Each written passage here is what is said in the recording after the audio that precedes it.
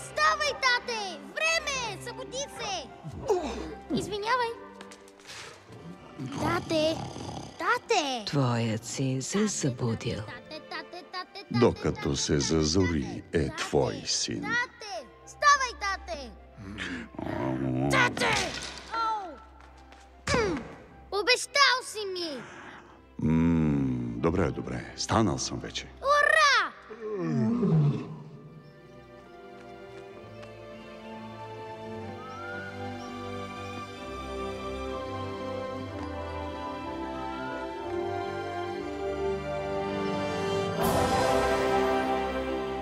Погледни, Симба. Всичко огряно от светлината е нашето царство. Еха! Царуването на всеки цар също има своя изгрев и своя залез. Един ден, Симба, слънцето ще залезе в последната моя вечер и ще изгрее заедно с теб като нов цар. И всичко това ще бъде мое? Всичко. Всичко огряно от светлината.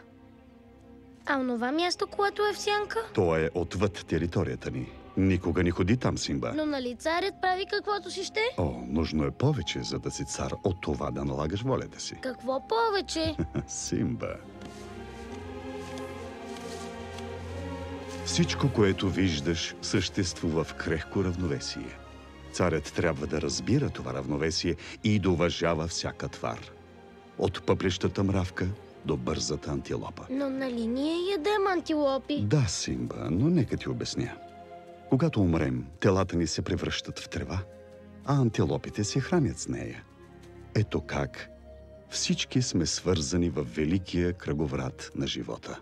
Добро утро, сър! Добро утро, Зазо. Явявам се за утренния рапорт. Дай да чуем. Да, пчелите жужжат, че леопардите имат нови петна. Сериозно? Бабуините са пълни маймуни. Какво а правиш, животните са сине? навирили глави до небето. Нападам. Но най-големият Гледай как го проблем прави е с майсторът. слоновете. Казах им да забравят, но те не могат. Зазо, ще се обърнеш ли? Да, господарю. Гепардите... Сниши се много Аз съм ниско. казвал, гепардите Да, прибързват. добре, снишавам се долу, така. Какво става? Урок по нападане.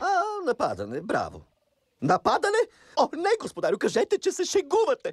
О, толкова е уницително. Трябва да си много тих. Какво му казваш, Муфаса? Муфаса? Симба? Какво представление! Зазо! Да? Сър, подземните новини!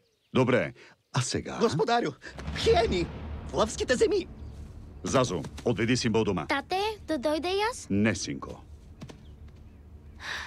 Никога никъде не ходя. О, млади господарю, един ден ти ще бъдеш цар.